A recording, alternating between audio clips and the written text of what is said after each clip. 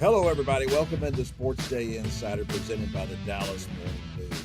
I am Kevin Sherrington, joined by my pals Evan Grant and Joe Hoyt. Joe's on with us to talk a little mock draft. Joe just had his mock draft 2.0 that came out this week. It's mentioning choices on there, and we're going to talk about that a little bit right now. And let's see here, Joe. First of all, let me ask you, how much did the 2.0 change from 1.0? Yeah, decently. I think it's one of those things where you're trying to guard a little bit about your own biases or your own developments from what you learned at the combine. I mean, the combine is obviously such a catalyst for everything with mock drafts, and you get so much information from it. Like, you'll see in the top 11 that there's definitely a lot of changes. But I think that, you try to a little bit stay consistent to what you thought while also adding in tidbits of what you learned. I'll give you a good example. In my first mock draft, I had Jeremiah Love going very late. I think back into the first round. And that's because I was like, I get how good he is. But there was a lot of easy running lanes at Notre Dame. And then I'm looking at, I'm like, how many teams are actually going to use a first round pick on a running back when they have other needs? And it took one 40-yard dash, and just even looking at the guy in person where I'm like, okay, this guy's not getting out of the top 10. So he vaulted all the way from the back end to the top end of this draft. And I think that's something that is encouraging for Cowboys fans, because you need offensive guys to go in the top 11 if you want to get one of the elite guys defensively in this draft. Yeah, he's like the Saquon Barkley of this draft, right? Mm-hmm. Yeah, exactly. Yeah. Bijan Robinson, Saquon Barkley. This is a guy, when he runs a same 40-yard dash as Jahmyr Gibbs at that size, this is someone you just can't afford to pass up if you have any inkling that you might need a running back. Yeah, for sure. So tell me, Joe, when you were there at the combine and watching all that, how much does it, and you talk about that a little bit, but just a little bit more about how much that changes perceptions when people see these things, because I would hope that scouts are mostly going by tape, right? How does a guy play? And then they get in here, and you heard horror stories about people going in there and they do, the defensive tackle does 10 bench presses, and it's terrible, and their draft stock just plummets because of that. Do you feel like these are that the combine is a viable thing for evaluation of talent, or is it a little overblown? No, I think it's a key evaluator. I think film has to be the lifeblood. One thing that Christian Parker, for example, and Will McClaybo said is you can't go chasing traits, but traits can also tell you a little bit more about that person, right? And I think, like, for example, Kenyon Sadiq versus Eli Stowers, right? These two tight ends put on a show. And Eli Stowers, set the record for the highest vertical jump and the longest broad jump among tight ends in NFL history, right? And Kenyon Sadiq ran the fastest 40-yard dash among tight ends ever at the combine.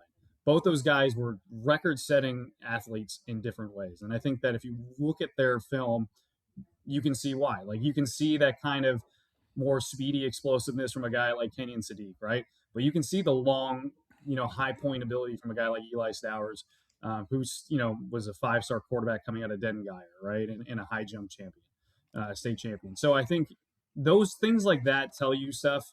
I think another good example, one of the classic examples I always point out, is Brock Purdy, right? 40-yard dash, nothing special. But he had the same 10-yard split as Christian McCaffrey in terms of what they ran at the combine. And that tells you one thing about Brock Purdy is he's quick. He might not be fast, but he's quick. And it's little things like that that can solidify thinking or make you kind of open your eyes to things. Dylan Thieneman, I think, is a good example. This is a guy that ran a 4.35 40-yard dash at the combine. We knew he was fast, and it kind of shows up on film. But then you see things like that, and it makes you want to go back and watch film and be like, man, I didn't know he was that fast. So I still think it's a good tool. It's a good reminder. It's a good reason to go dig deeper into certain things. One other example we'll talk about is Ruben Bain and his arm length. Now that we have a solidified measurement on what his arm length is, now you got to go back and wonder, did this arm length affect him in certain ways at the college game or not affect him that might affect him at the NFL when guys are bigger and longer and more athletic? All right, let me ask you. This is a little sidebar here. I just had a little problem here this last season with Jake Ferguson. He looked a lot like Jason Witten at the end there. Not a lot of Yeah. yards after catch. Uh, was that a lingering effect of the injuries that he had, or should Cowboys fans be a little worried that this guy is not going to be a producer going forward?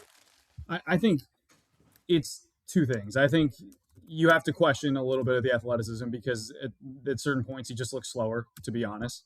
And the explosiveness was just not there that he kind of showed a little bit more early on in his career. But also, I do think that there was an argument to be made that he was a consistent check down option. I think he was kind of a failsafe at certain points in their schemes, for Dak Prescott to check down, especially considering you had guys like CeeDee Lamb and George Pickens you wanted to get the ball to. So I think a little bit of combo of both.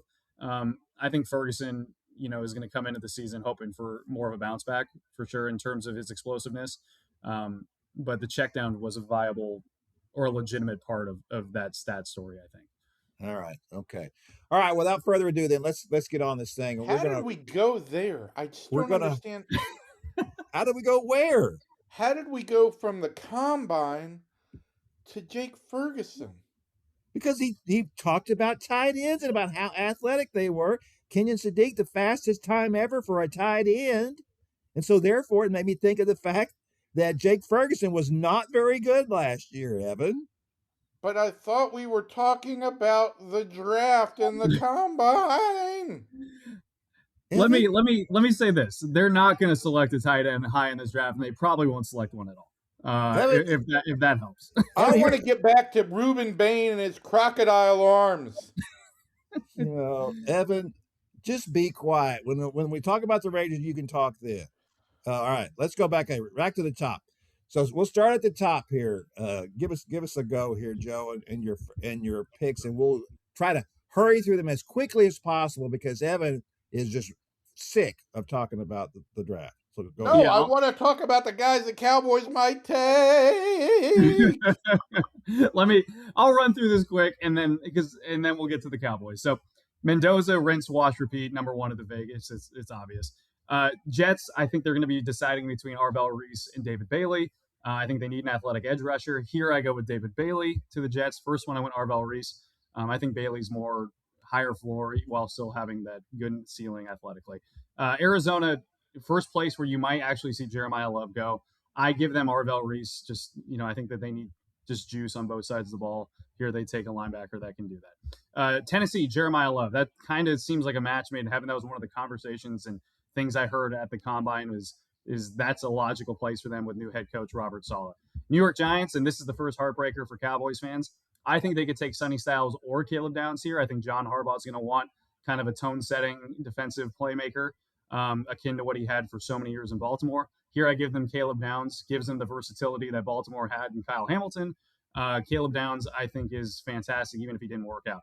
Cleveland, I went Francis Mauigoa from Miami, athletic, big, to a captain for a team that went to the national championship. He's a stud. Washington, I went with Sonny Styles. I think that they had Bobby Wagner at the end of his career.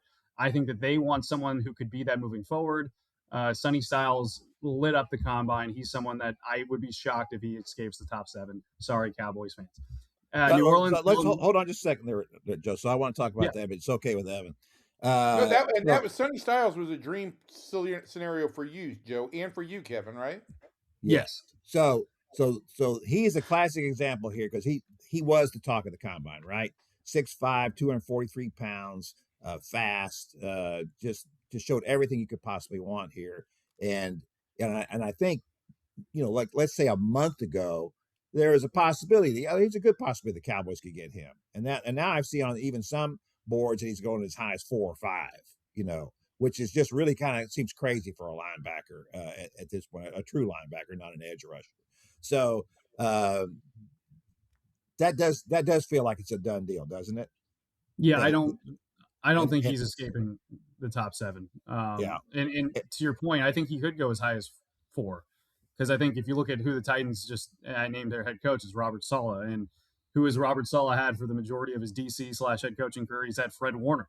I think if someone understands the value of a guy like that, it's a guy like Robert Saleh. And I'll tell you this: the Cowboys did meet with Sonny Styles. I was told very impressive in that meet, like very impressive in terms of this is not just an athlete. They quizzed him. They did some things on the board, and he was good. Yeah.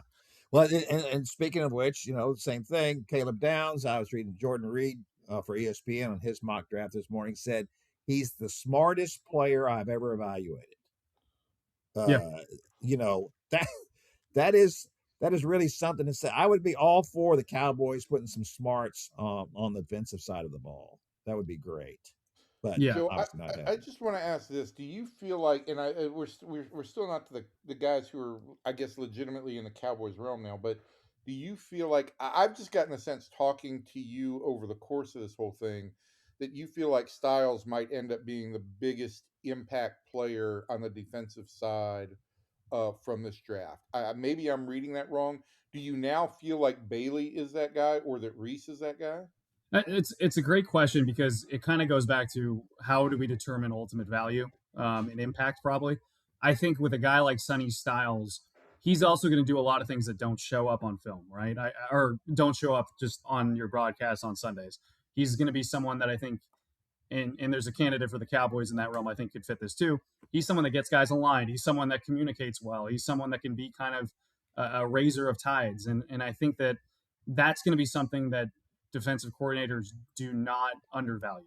I think in terms of flash, I think David Bailey has the chance to be the most impactful guy because I think David Bailey is just. I think he's got good moves. I think his just athleticism is. I think his athleticism with his frame just gives the instant impact type of guy. I, it's one of those things, and this might be goes back to the combine and its value. He I knew he was quick. Like for example, I watched him dominate Oregon, right? Like, and he kicked the crap out of Oregon. Um, Watching him just even get off on a 40-yard dash, I was like, oh, it makes sense. No one had a better get off, I think, with their 40-yard dash than David Bailey did.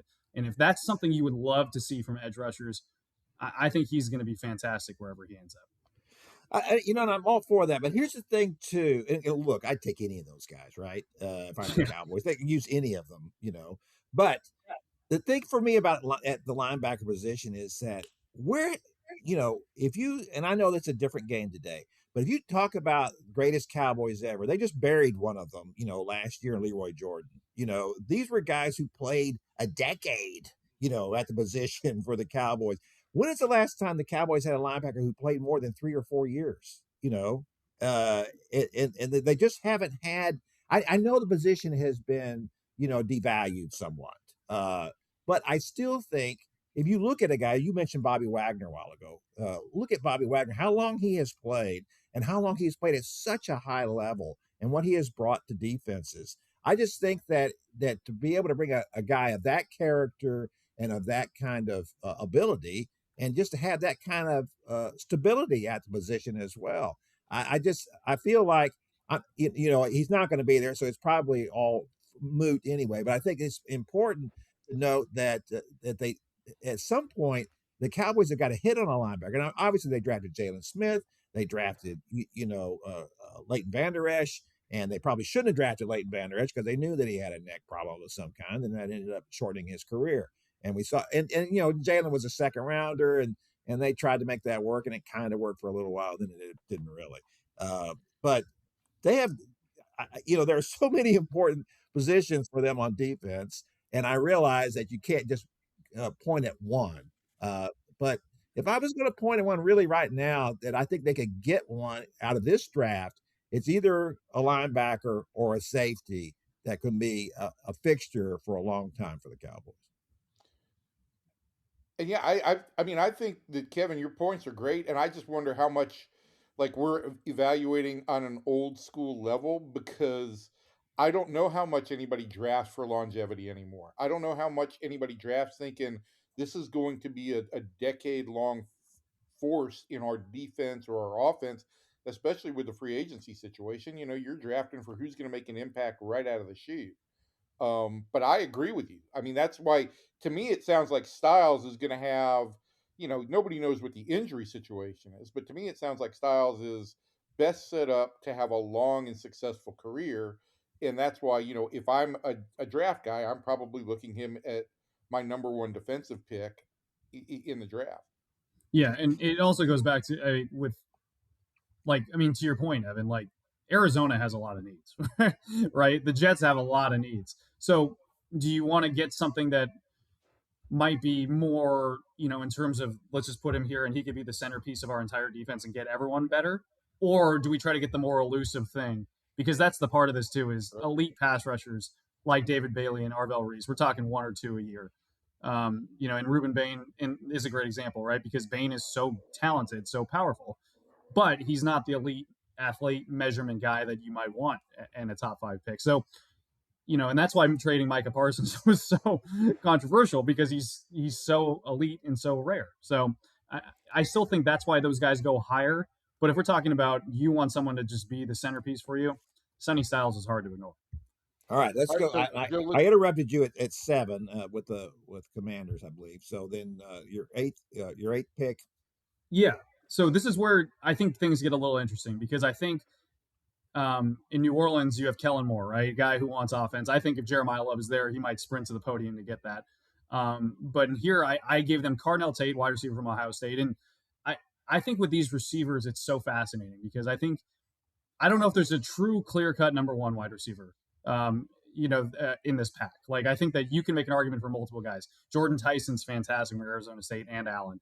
Denzel Boston's big, right? Mekhi Lemon is fantastic as long as he's not staring, you in the face during interviews at the combine, right? Like, so I think that there's a lot of guys there. I went with Cardinal Tate here. You get 2 Ohio State guys and him and Chris Olave. And I think Kellen Moore and Tyler Shuck could have fun with that. Kansas City, I had them taking Kenyon Sadiq in the first one, and I kept Kenyon Sadiq in the second one. The first one was contingent on them, Travis Kelce not retiring. This time I don't care. Kenyon Sadiq is stupid athletic. Production's a question at Oregon, but I'll tell you what, he did a lot of things that at Oregon that were not, measurable in terms of statistics. Cincinnati is where I gave Ruben Bain. And I think that Trey Hendrickson is a guy that's likely going to pass into free agency. We'll see at the trade deadline, the franchise tag deadline here in a couple hours. If they tag him, I would assume they just try to trade him. I think pairing Ruben Bain with Shamar Stewart, and I think Ruben would be more of a concrete thing. I think that gives Cincinnati a fighting chance on defense with the 2 wide receivers and Joe Burrow they have on offense. Miami, I had them taking Caleb Downs in the first one. I gave them Mansour Delane this time. Mansour Delane, I think, in my opinion, is the clear-cut number 1 corner in this draft. I think he's someone, if he was there at 12, Dallas would sprint to the podium. I just don't see a lot of scenarios where that happens, barring more offensive linemen sliding up into the top 12 or the top 11 to push a guy back. Delane is fantastic, and I think Jeff Hafley being a defensive backs guy, that's where he ends up going. And at 12, this is going to be a controversial thing, and I've had him now back-to-back times. Jamad McCoy, the corner from Tennessee. You can make an argument he's the most talented corner in the NFL draft. Obviously tore his ACL last January, and then he didn't work out at the combine. And that was a red flag for a lot of people on the outside. For me, I'm not going there yet. I don't think it's unfathomable that a guy would want to wait and do things on his home turf and get a little bit more time, to train. And after the tearing his ACL last January, he said that he was even pushing to play last year in the end of the regular season for Tennessee. And if they would have gone into the college football playoff deep, he said he was fine right now. I just think in terms of the talent, that's too hard for the Cowboys to pass up. They need an elite corner. And I know Cowboys fans would be like, you're going to rely on Savone Rebel, Deron Bland, and Jamad McCoy. That's the law firm of very, very injured and even more injured, right? And I think though that you take that risk for a guy like Jamad McCoy and see what happens at 12. So you have any idea when Tennessee's pro day is? Not off the top of my head. Yeah, well, that's going to be really interesting, right? I mean, Joe and I had this discussion before about, do you really want to take another guy because they took Javon Rebel last year, as you pointed out, who was hurt and comes in late, and so I'm not saying that was a bad pick, but I really feel like they need with this first pick to have a guy that there's no questions about. I know I'm not. McCoy may be that. We'll see, right? We'll see how he does on his pro day, and if he runs and tests fine and everything's good, well then that's probably a likely pick because as you had noted, he and Delane both were considered really good cornerbacks. They're talking about both of these guys would be number ones on your team if you drafted them at the quarterback position, right? Yeah. Yeah. And I think worth noting too, some other guys I considered taking at 12 for the Cowboys, because I think this would be a weird board for them if it felt this way. And I think ideally you trade back in this situation. Maybe you pick up another day 2 pick by going back from 12 to 17 or something like that.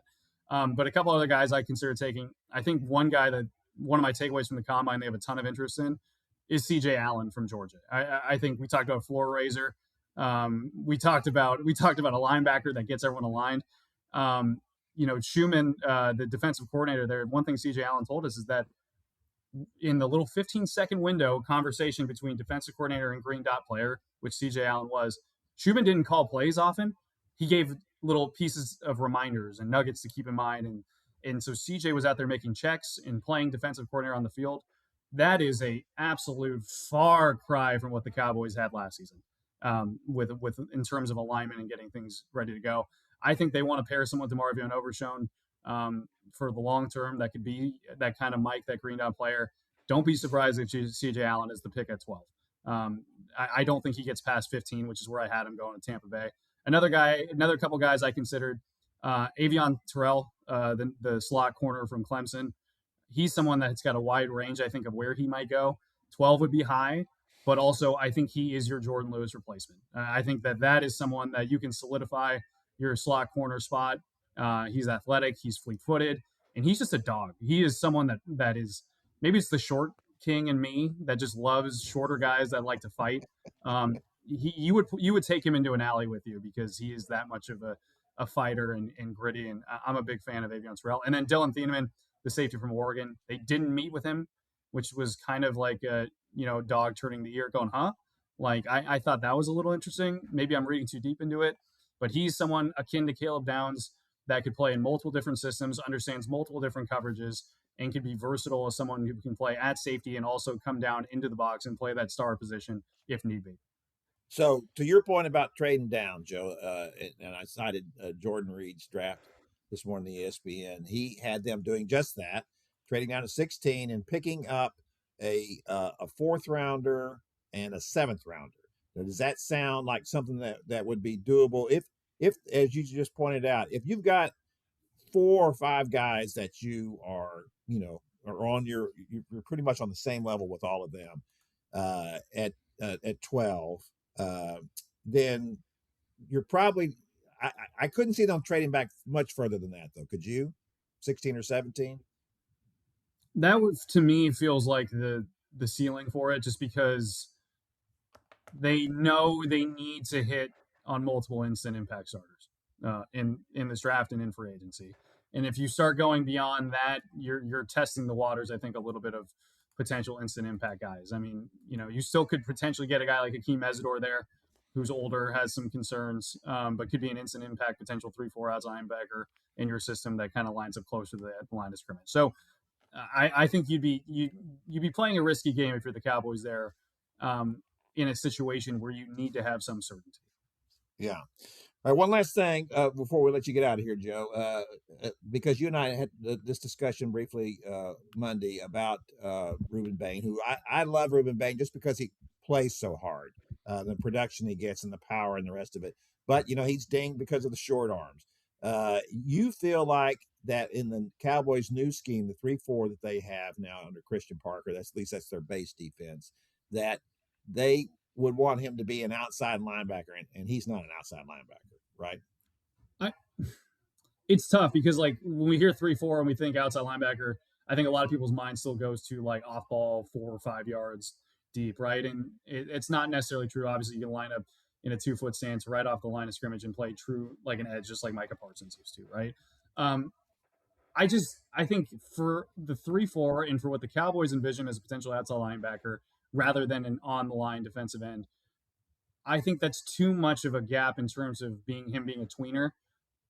That's kind of a crevice I wouldn't want to put him in my opinion. I think that's something that's too wide of a gap between what you would ideally want for him, because I think he would actually be a good defensive end, potentially with the Cowboys but in this system. But also, when are you taking Quinnen Williams or Osa Digizua off the field, and using a first round pick when you have so many other needs to do it for a guy like Ruben Bain? That's kind of my opinion. He also might be too good to pass up at 12. And they just say, hey, we'll figure it out. But I wouldn't do it personally. Other thing before we go, they did have with the 20th pick, I did give them Emmanuel McNeil-Warren, the safety from Toledo. He's a big dude. One of the rarest things that's ever happened, he got undersold by Toledo in terms of his size. Toledo had him at 6'2". He measures in at 6'3.5" at the combine. How did that happen? Makes you wonder. Maybe he had a growth spurt recently. I don't know. But I think the Cowboys, I talked a little bit with Avion Terrell. I think that he could play the slot. I think one of the most pivotal positions they need to find is not only a slot corner, but someone who could play the star for them. And the star is someone that could be a safety, a big safety. It could be a smaller slot corner. It's someone who could play at all three levels of defense. I think a good example is you even saw a guy like Devon Witherspoon for the Seahawks, right? Smaller, but he played in the slot a lot and would blitz off the edge and make plays. And in the Super Bowl specifically, they need to find someone who could fit that role in Christian Parker's system. McNeil-Warren, I think, would give him that. And I think that would be a very exciting pick for them at 20. Joe, right. Since the officials added some extra time because of Kevin's Ferguson detour. I'm sorry that's so offended, Evan. Just occurred to me. I want to go back to this actual draft. Thank you. Mm-hmm. Let me just throw a hypothetical out there for you. Let's say that there was a route in which the Cowboys came out of day one with either Delane or McCoy, right? Mm-hmm. And C.J. Allen. How big of a home run would that be for the Cowboys? It would be huge. I mean, and specifically, I would say Delane a little bit over McCoy. And just if we're talking absolute home run, we're talking Barry Bonds into McCovey Cope type stuff. Because I think those would just give you two certainties. I think, obviously there's always a little bit of a question with rookies. I think that would give you at least a capable starter at corner and someone in the middle of your defense who, at the very, very least, will get everyone on the same page, will have all the checks down, will be able to recognize and diagnose things day one at the NFL level and be kind of that coach on the field, an extension of Christian Parker. This defense, anytime you have the worst defense in the NFL in the last 5 years in terms of EPA allowed, there wasn't one thing that went wrong. There was a, catastrophic array of errors that accumulated into what we saw every Sunday with the Cowboys last season. You need certainty. You need instant change. You need instant impact. C.J. Allen and Mansour Delane / another corner, I think, would give you certainty on a defense that sorely lacked it last season. So what would it take for the Cowboys to put themselves in a position where they could get Delane, maybe move into the top 10, and maybe trade 12? What would it take for the Cowboys to put themselves in a position to get those two players? I don't think they'll do it because I think that they have so many needs that that they'll look and say, hey, we'll sit back and just hope. They cite the CeeDee Lamb draft all the time, right? And I think that's because, hey, we sat back and next thing you know, something great fell in our laps. I think that that's something that they would rather do. I'm with you though, Evan, to be honest with you. If you need certainty, shoot, why not just trade 12 and maybe next year's third round pick to get to 10 and make sure you get a Delane or a Caleb Downs or something like that, right? I would do that. And then the other, while we're just talking, the other potential home run, obviously, is if they trade one of those first-round picks for Max Crosby, in my opinion. I don't think they will because they would cap space would be interesting. And, I think that kind of – I just don't see it happening. But if they could somehow parlay what they got from Micah Parsons into a package of Quinnen Williams and Max Crosby, I think that would be a home run too. I mean, I just feel like if they can, if all these draft picks that they've collected and the remake of the defense, if you can get two real impact players in the first round, then you do whatever you need to do with your draft collateral a little bit Oh, later Evan, on. you didn't care about that until he brought up C.J. Allen from Georgia. That No, I was your, did. I mean, you just want a bulldog. Come on. But Evan, he's a stud, right? In terms of being that tide raiser is kind I of the mean, way. look, Kevin can't stop drooling over Howie Roseman, okay? And what has Howie Roseman built his defense on? Players who came from the Kirby Smart system. Yeah. And I think you could do a lot worse than adding the centerpiece of a Kirby Smart defense to a defense that has so many needs and lacks stability.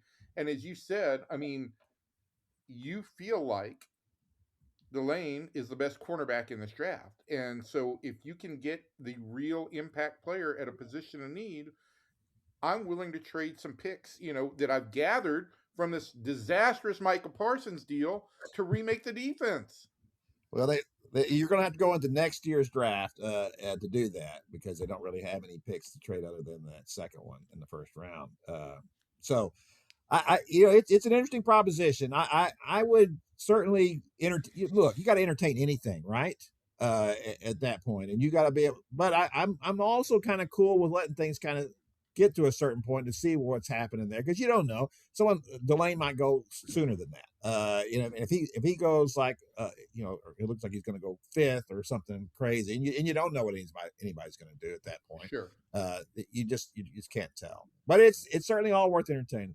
All right, Joe, we got to let you get out of here, man. We're sorry to keep you on for so long, but we've really enjoyed it. I love talking about the draft and all this kind of stuff. Roster building is always a fun time of year. So, Joe, Kevin has a few more questions about that tight end that the Cowboys drafted from San Diego State a few years ago. What was his name? Well, I wanted to talk about the one that was this year. I'm sorry that little sidebar really offended you so much, Evan. But worth noting that they're very optimistic about Brevin Spanford.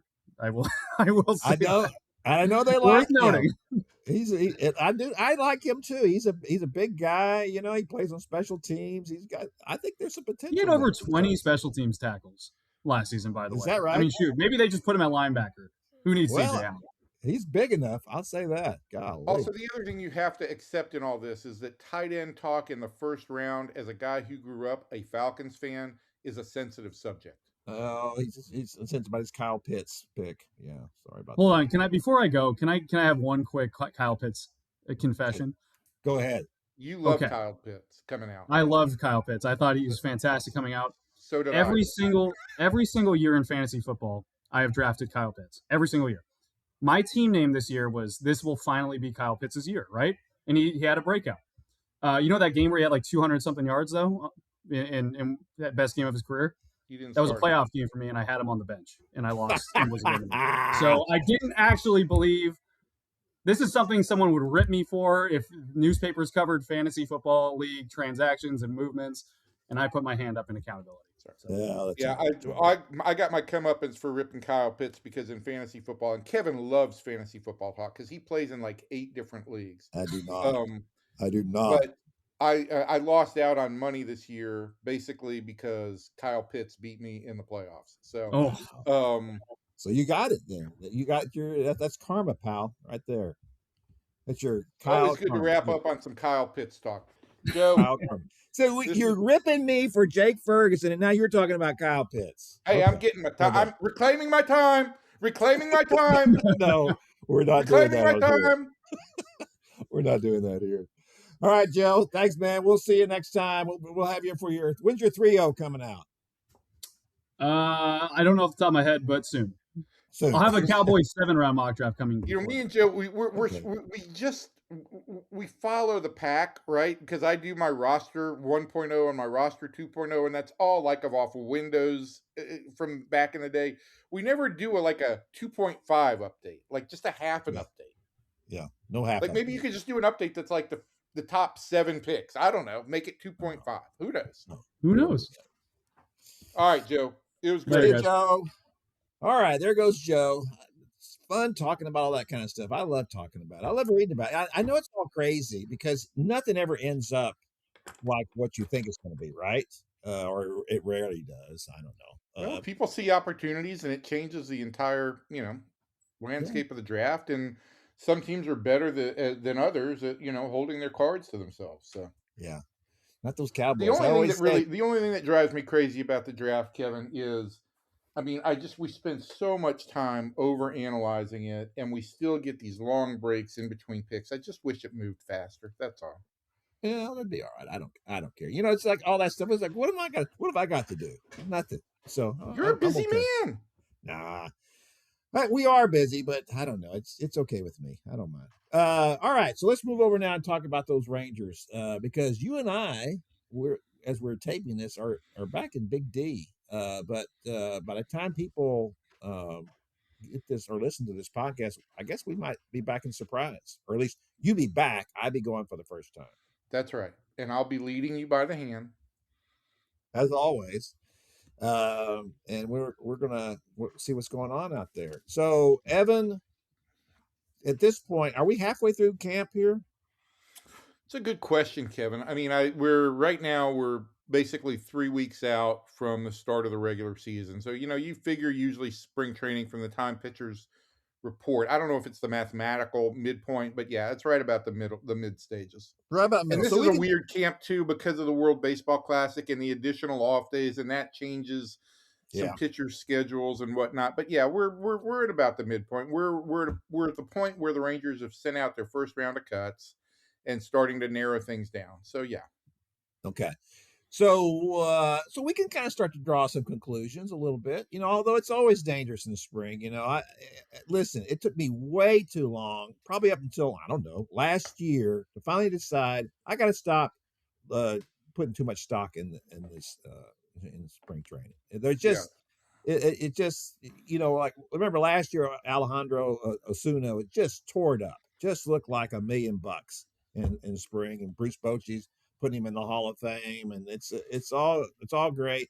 And then he finally gets his chance, and then he just doesn't look special. I know you and I had that conversation. I just said, you want, I don't know, you want them all to look like Wyatt Langford, right? And Well, we can that's, talk about that too. well, we can. That is not what Osuna is, and I'm not saying he can't end up being a nice player. But every year you kind of look at these guys and look at the roster, and I know that Cam Cauley has kind of made an impression in this spring. He's done a good job. Is there somebody else that you would look at, or how would you rank those people on the fringes that as far as making the But roster? and that's the thing, right? I mean, the way baseball spring training works, these guys who are on the fringes, they can have a great first half of camp. Then they start facing real big league pitchers, or then they Yeah. start facing guys who can face them more than one time, and so they're going to use different stuff against them. And so it's on the fringe guys. The only thing you can really do at this point in time is either earn yourself a longer look or disqualify yourself. And the perfect example for me was last year. Kamar Rocker had a great chance to go and earn a job in the starting rotation. His first two starts out of the gate were really bad, and he basically disqualified himself there.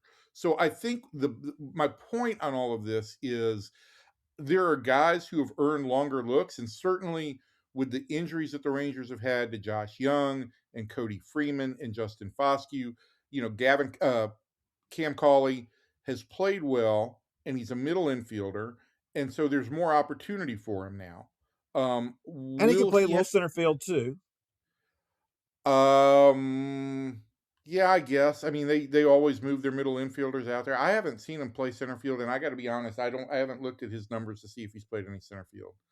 I think he has. But my point on all this is, these guys. That's what the first 2 weeks are about. Some young guys getting an opportunity to kind of like stand out. And what Osuna did last year was he capitalized on that to put himself in a position to get a call up.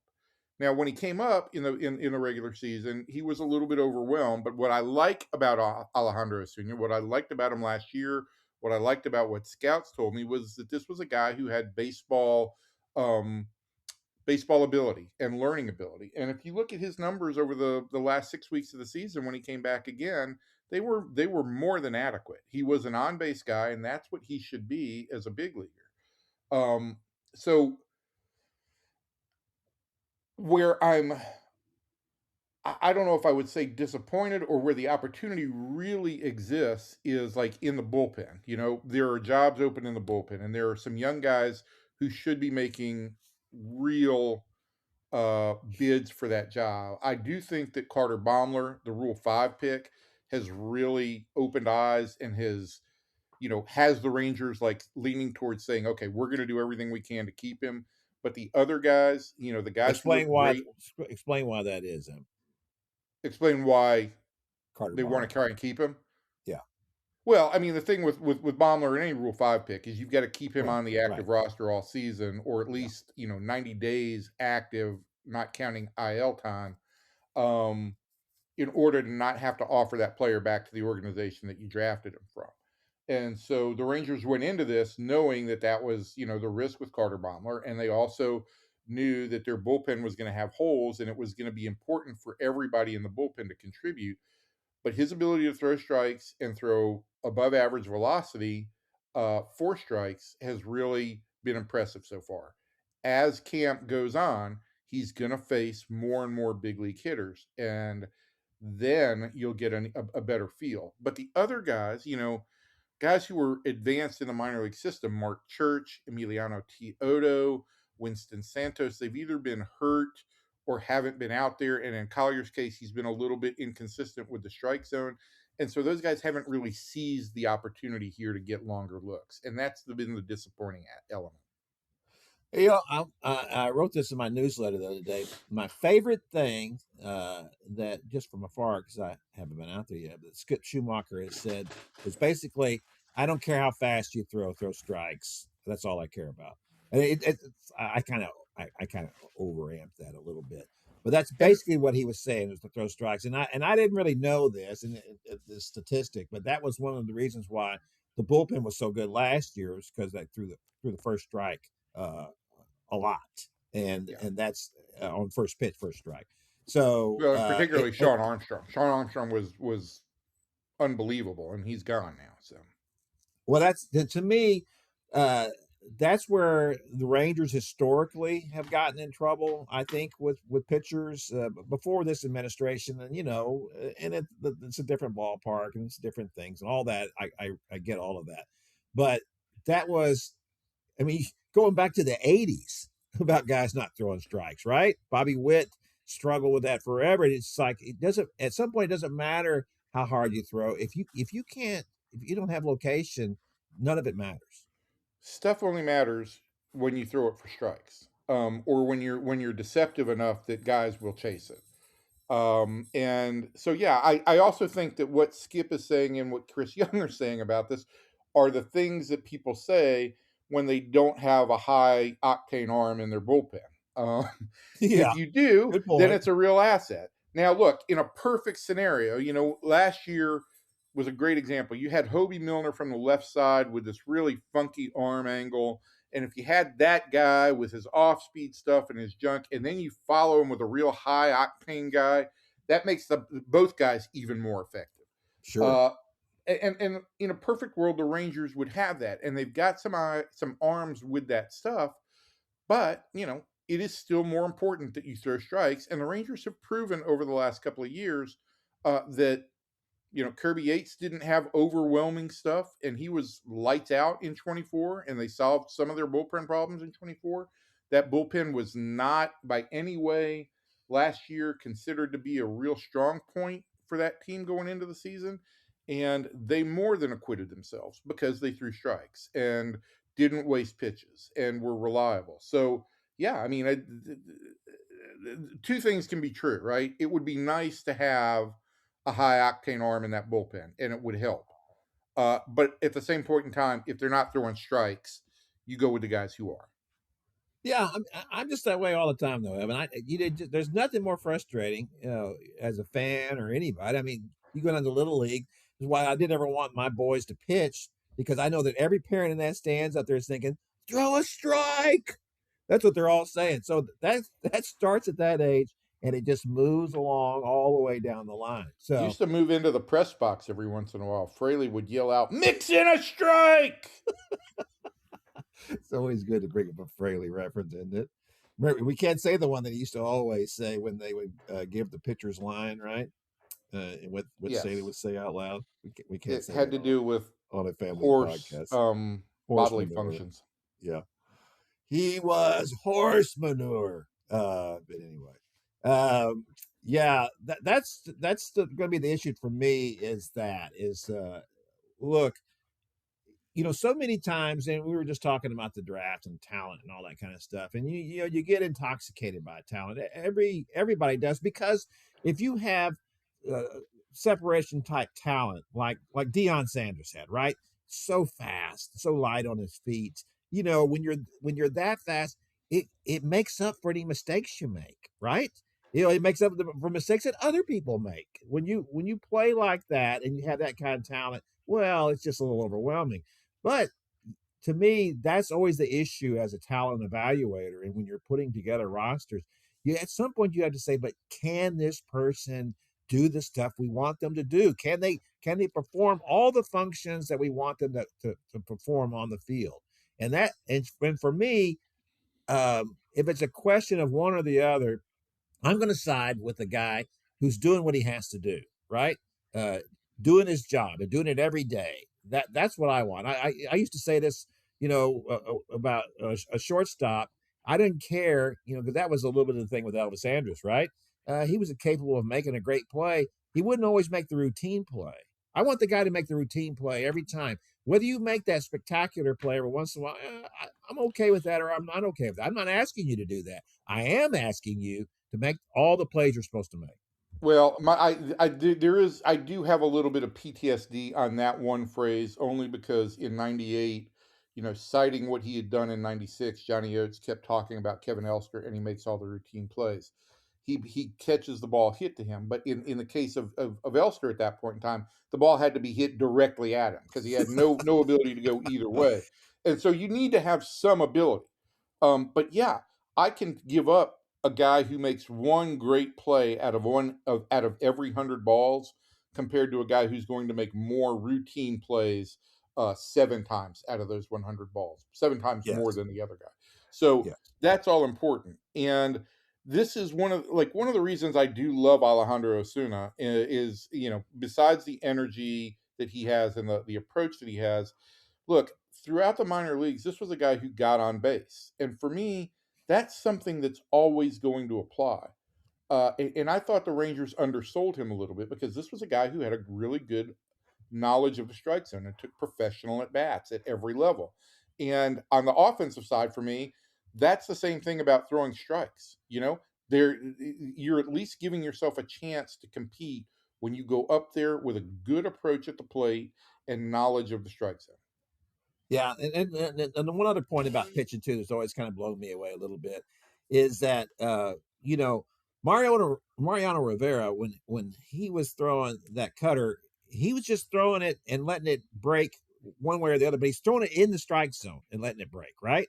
And too many pitchers I see now, they have good stuff and they're trying to hit a dot here on the corner or something like that. It's like, how about just trying to throw it down the middle and if your stuff is that good, and let the action take it out of play.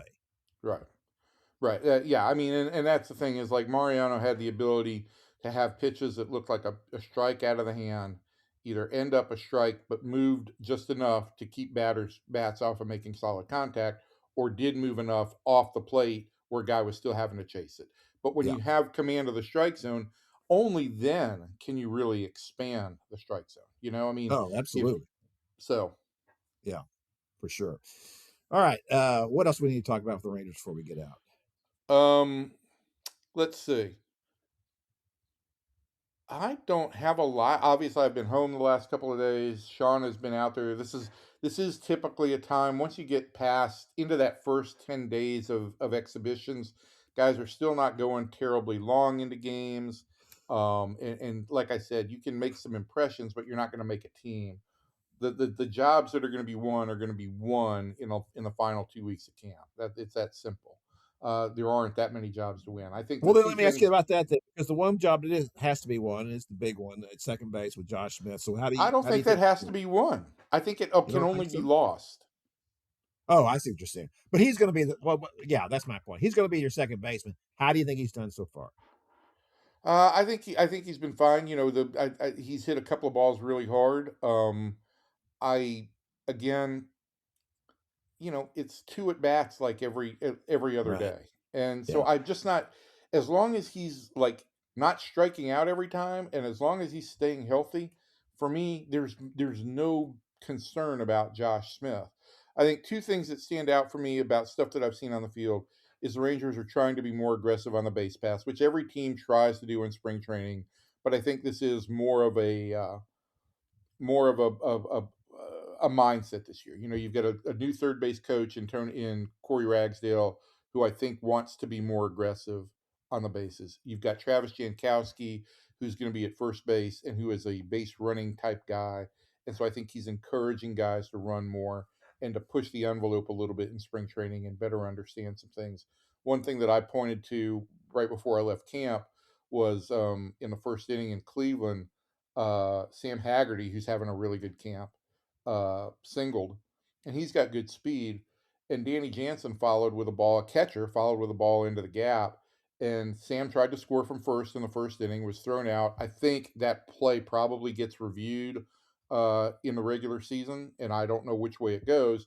But what stood out to me was you've got Danny Jansen, a catcher who ends up at third base, took the extra base on the throw home, and that's something I don't feel like I saw the Rangers do very much last year. Was when there were opportunities to grab that extra base per se, I don't think they did that. So those are things that stood out for me there.